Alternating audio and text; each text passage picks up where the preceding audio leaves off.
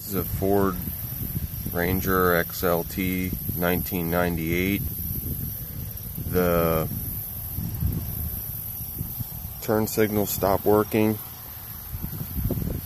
I was doing some checking on the fuses, some of the fuses up under the hood, little relays and stuff down here, and I found that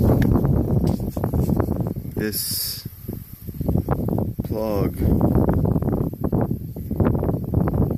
gray one, where these little wires go in, one of these wires was pulled out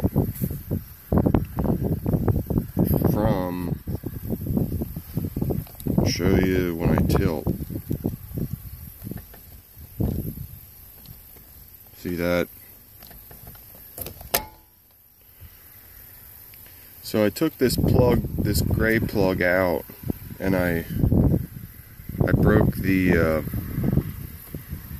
tab on the other side, so I had to put this zip tie around here, and then I put this little zip tie to hold in the wire that was, there's a little tab in this plug that was broke.